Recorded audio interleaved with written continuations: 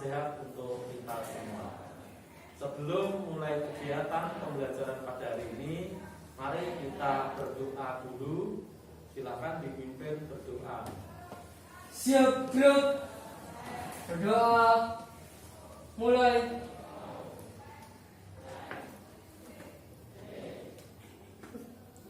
Berdoa selesai.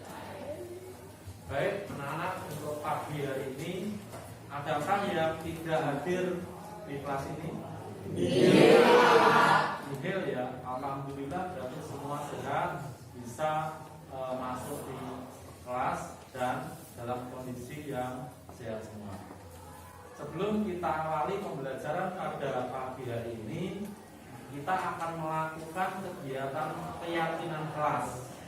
Ya, keyakinan kelas itu menjadi dasar tindakan kita, nilai-nilai yang harus kita tanamkan tiap hari dalam pembelajaran di kelas.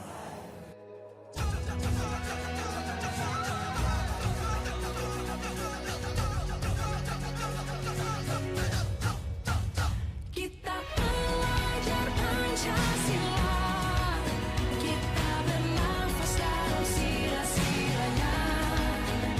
Kita belajar Pancasila, ayo kita jaga untuk Indonesia. Kita belajar Pancasila, kita bernafas dalam sila-silanya. Kita belajar Pancasila, ayo kita jaga untuk Indonesia.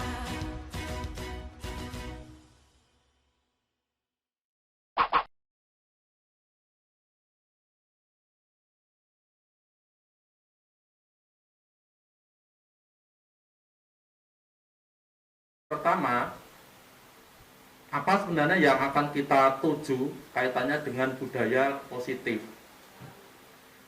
Yang di sini muatannya adalah pada perilaku anak kita, dan kita harus sadar bagaimana menerapkan yang dimaksud dengan budaya positif. Yang tata krama, sopan santun, ini menjadi roh pendidikan kita, Bapak Ibu. Kalau kita hanya sekedar mengajar untuk anak cerdas, buat apa cerdas tetapi tidak punya moral? Nah, ini yang sama-sama akan kita bangun, mewujudkan anak-anak yang punya karakter sesuai dengan visi misi kita. Dan di situ apa yang sudah kita lakukan selama ini, kita lebih kepada perasaan emosional. Jadi bagaimana kita menagih tugas anak, bagaimana kita menganggap anak, itu lebih pada faktor-faktor yang sedikit banyak membuat emosi kita keluar. Nah, di sini nanti diharapkan, ini Bapak Ibu diharapkan, dengan perubahan paradigma belajar ini, kita lebih menempatkan anak pada kodratnya.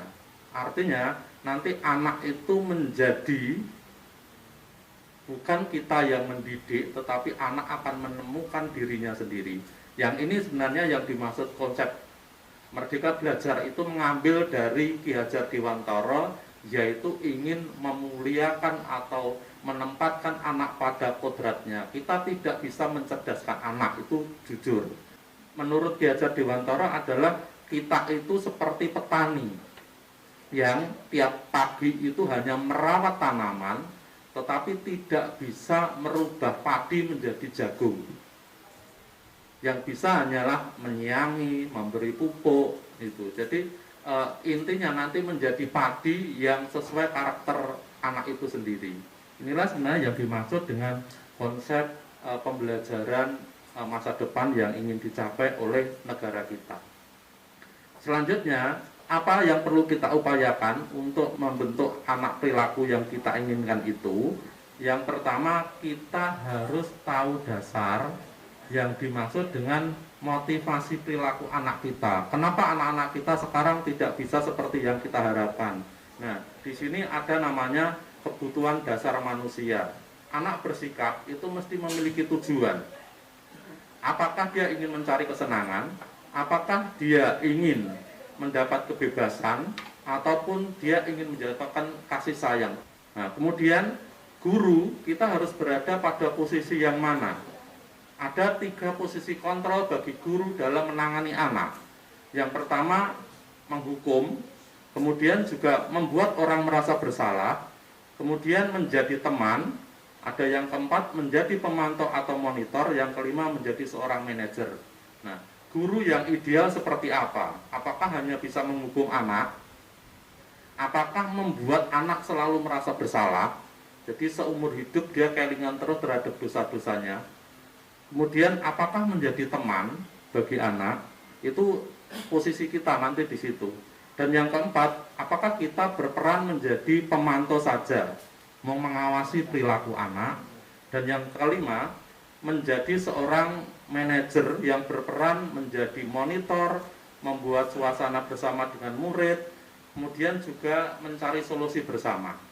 Itulah yang dimaksud terhadap posisi kontrol. Dan yang terakhir yang akan saya sampaikan adalah untuk menangani anak-anak sekarang ada namanya restitusi.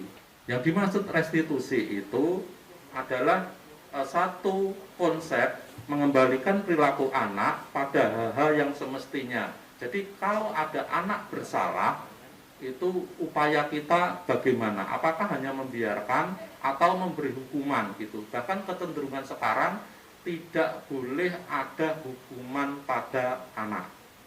Saya kira ini untuk sosialisasi pagi ini, dan saya mengucapkan terima kasih untuk waktu yang sebenarnya ada kesempatan saya akan menyampaikan ini, dan di forum ini saya bisa menyampaikan. Pada sesi yang kedua, kalau nanti ada pertanyaan ataupun diskusi, kita buka sebentar, nanti terus kita akhiri untuk kegiatan berikutnya. Monggo kalau masih ada yang mau bertanya, kita berikan kesempatan mungkin untuk 2 penanya saja karena keterbatasan waktu.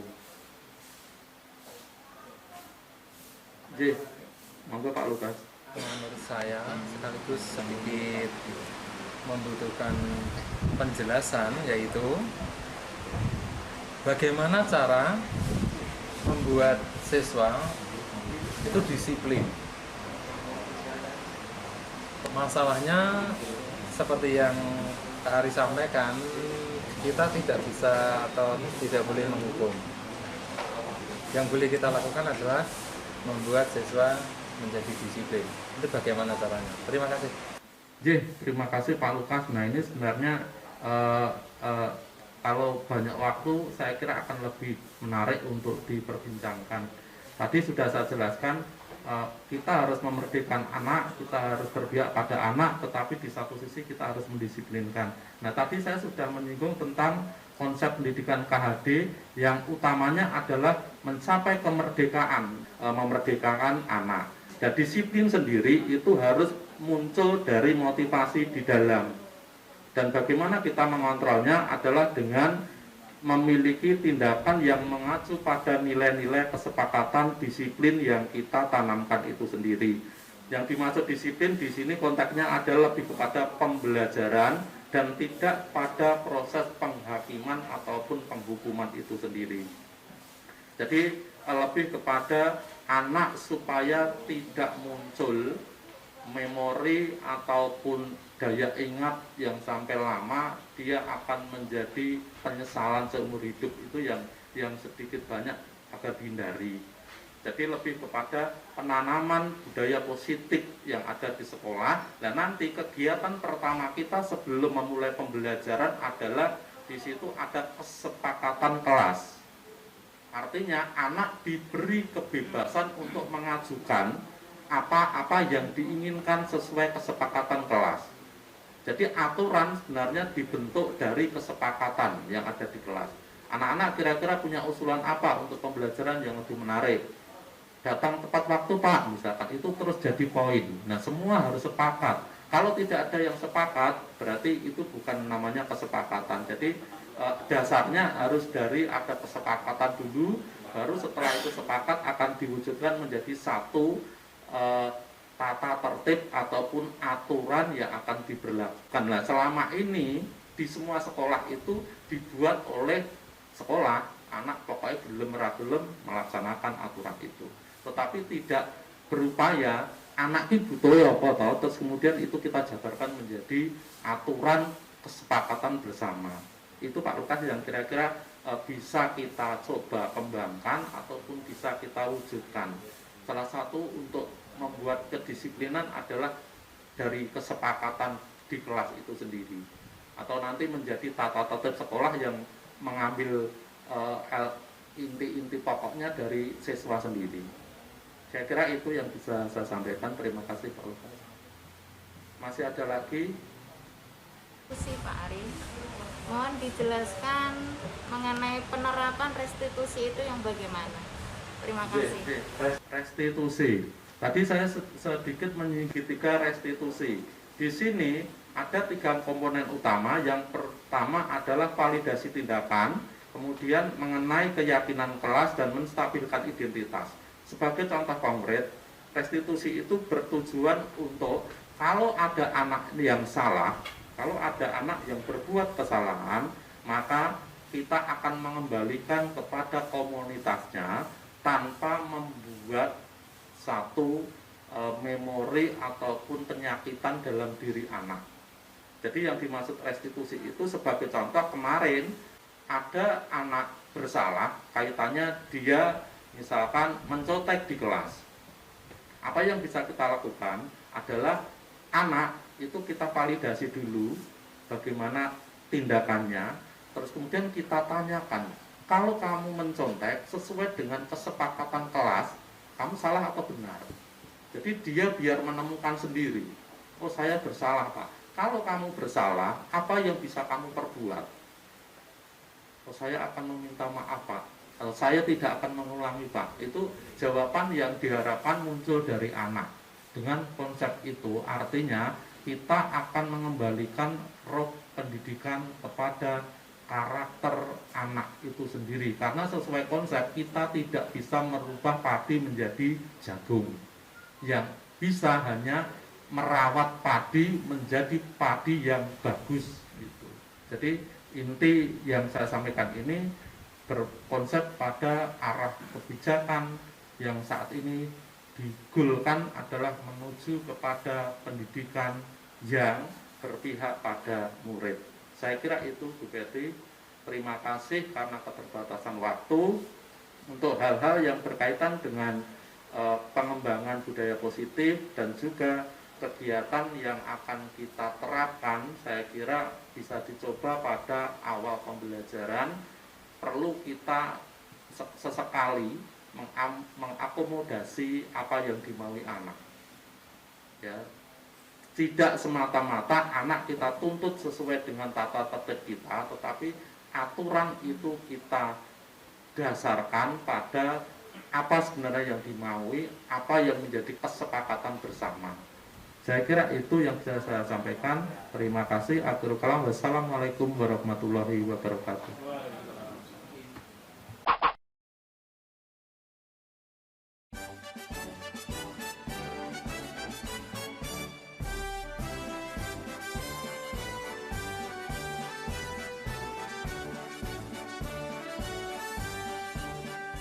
Bulatkan tekad, kuatkan hati, negeri ini memanggilmu kawan.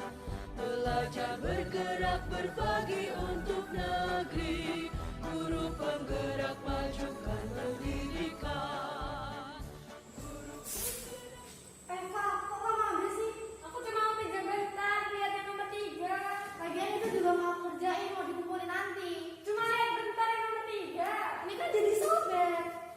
Eva dan Elisa, kamu dipanggil ke ruang guru sekarang.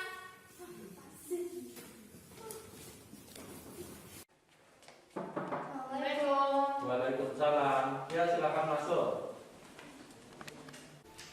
Eva dan Elisa, kamu tahu nggak kenapa saya panggil ke sini? Tahu, Pak. Kenapa? Karena rintangan di kelas, Pak. Ya, tadi informasi dari teman kalian itu melaporkan pada Pak Ari bahwa kalian bertengkar di kelas. Nah, kira-kira ada persoalan apa? Tadi dia nyobetin kertas tugas saya, Pak. Mau dikumpulin. Kan saya nggak sengaja, saya cuma lihat yang nomor 3, Pak, karena kurang jelas. Bohong, Pak, tadi dia narik kertas Oh saya. ya udah, cukup. Saya kira kalian tidak perlu berdebat, dan Pak Ari percaya pada Eva dan kepada Elisa bahwa tujuannya tidak untuk menyobek, ya betul Eva, ya karena tidak sengaja.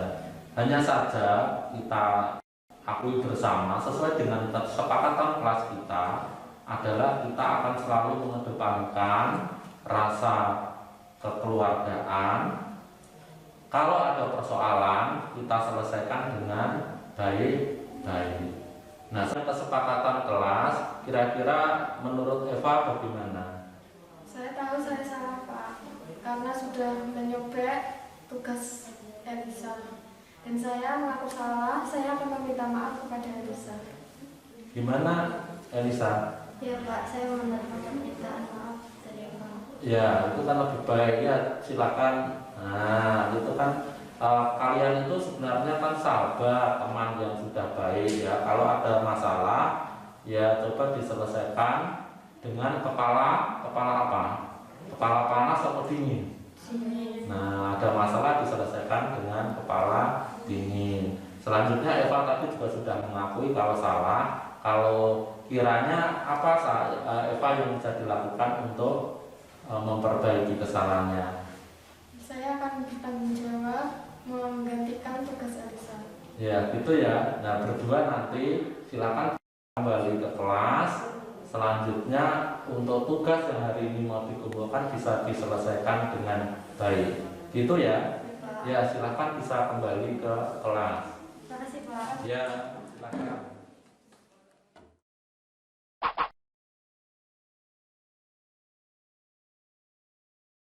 Menurut saya, dengan pengalaman ini bisa menjadikan pelajaran bagi saya untuk dapat menyelesaikan masalah dengan pertemanan.